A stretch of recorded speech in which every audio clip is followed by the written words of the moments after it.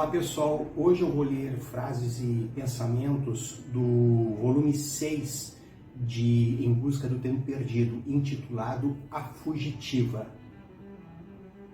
É espantoso como o ciúme, que passa o tempo engendrando pequenas suposições falsas, tem pouca imaginação quando se trata de descobrir a verdade. Quanto mais avança o desejo, tanto mais a posse verdadeira se afasta. Os laços entre uma pessoa e nós só existem em nosso pensamento. Ao debilitar-se a memória, os afrouxa, e malgrado a ilusão com que gostaríamos de nos enganar e com a qual, por amor, por amizade, por respeito humano, por dever, enganamos os outros, nós existimos sozinhos. Achamos que conforme nosso desejo mudaremos as coisas em torno. Achamos isso porque, fora daí, não vemos solução favorável. Não pensamos na que se verifica mais frequentemente, e é favorável também. Não chegamos a mudar as coisas conforme nosso desejo, mas pouco a pouco é nosso desejo que muda. A situação que esperávamos mudar porque nos era insuportável torna-se indiferente. Não podemos suportar os obstáculos como queríamos a todo transe, mas a vida nos fez contorná-lo e ultrapassá-lo. Ao nos voltarmos para as lonjuras do passado, mal podemos distingui-lo, de tal modo se tornou ele imperceptível.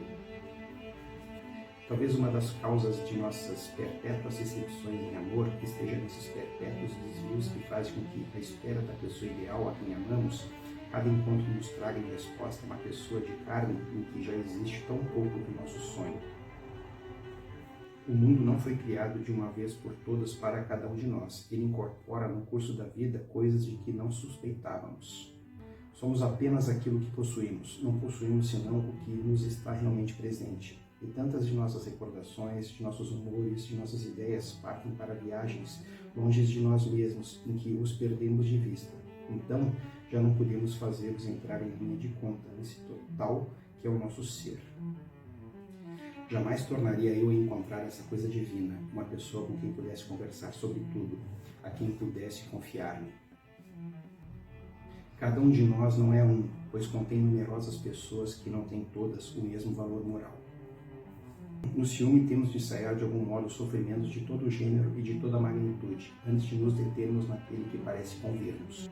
E como a dificuldade é maior quando o sofrimento consiste, por exemplo, em saber a criatura a quem amamos, sentindo prazer com pessoas diferentes de nós, as quais lhe proporcionam sensações que não somos capazes de proporcionar-lhe, ou que, pelo menos por sua configuração, seu aspecto, suas maneiras, representam para ela algo inteiramente diverso de nós.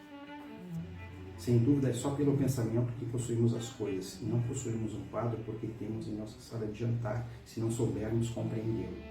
É uma infelicidade para as criaturas não serem para nós senão pranchas de coleções demasiadamente perecíveis em nosso pensamento.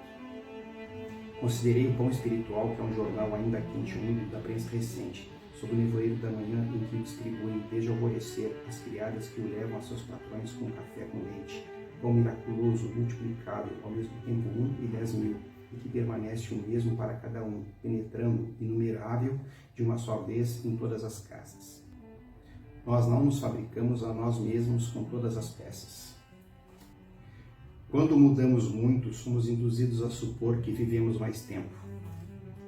Como certas felicidades, há certas desgraças que chegam tarde demais e não alcançam em nós toda a magnitude que teriam tido algum tempo antes.